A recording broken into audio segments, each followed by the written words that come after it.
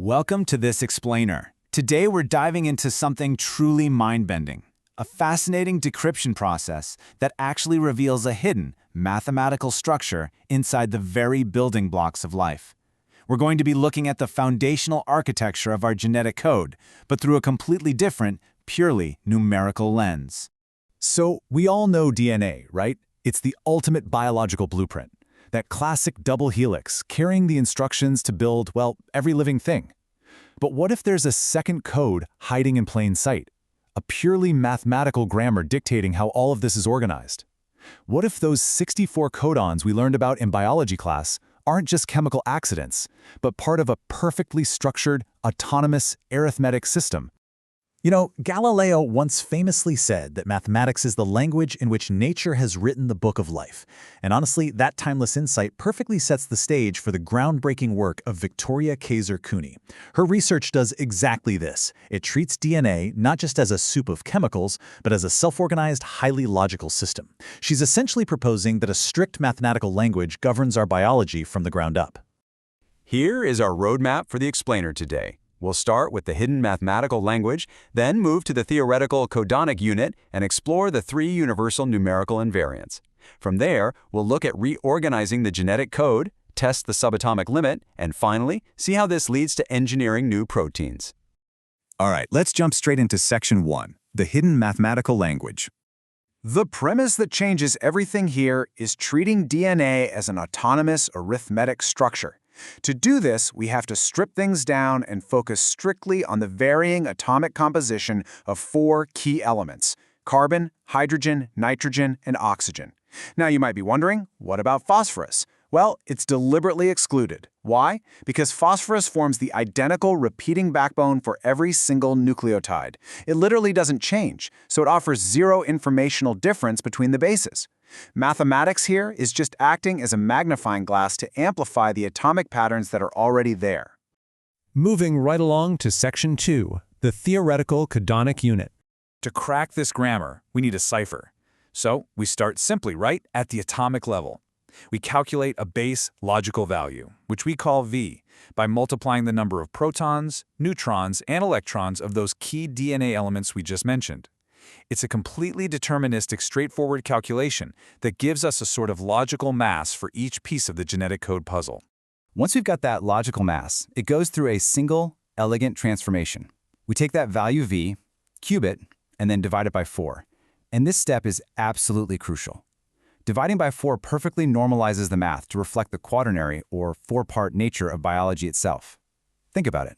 4 main chemical elements, 4 DNA nucleobases, organizing into groups of 4. It's a universal formula that aligns the math with the biological reality. No arbitrary adjustments needed. And by applying this one single calculation, we can progressively zoom out. It lets us scale up step by step from those individual atoms to the 4 nucleobases, up to theoretical doublets, and all the way to the complete set of 64 complex triplet codons. We are essentially reconstructing the entire genetic code mathematically from the bottom up. Which brings us to Section 3, three universal numerical invariants. As we zoom out through all these different biological scales, something kind of miraculous happens. 3 specific numbers just keep repeating. 1, the range of 96 to 97, and 128. These aren't just statistical flukes. They constantly emerge across all levels of organization, acting as the fundamental grammar of the genetic code itself. So what do these numbers actually do? Well, they dictate a strict internal arithmetic syntax where numbers gather into highly stable blocks. The number 1 acts like a filler or a separator between blocks. That 96 to 97 range?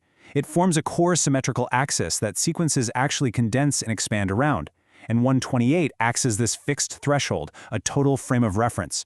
It's literally a structural syntax that organizes life like a natural finite automaton.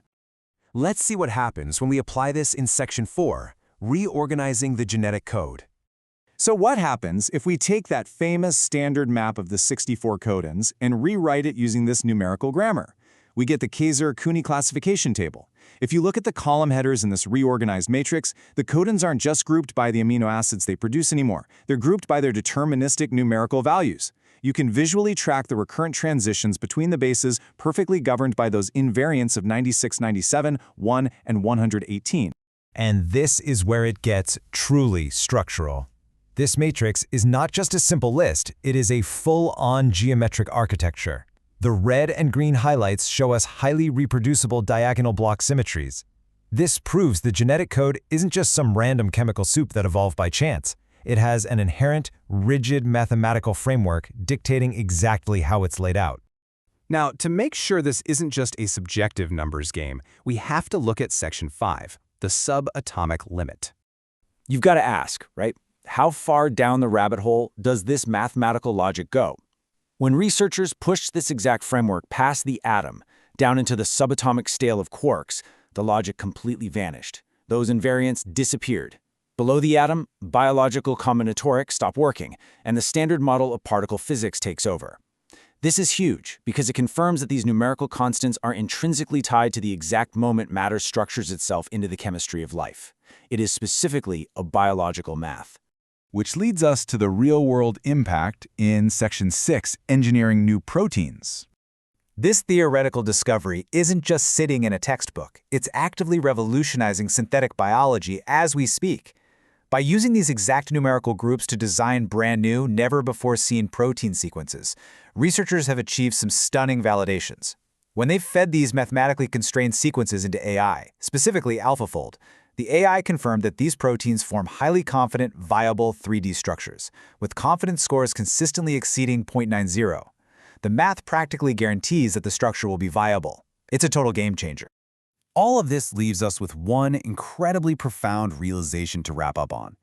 If this mathematical grammar, these invariants of 1, 96, and 128, transcends the local, random chemical contingencies of Earth, could terrestrial DNA just be one single physical manifestation of a universal mathematical principle?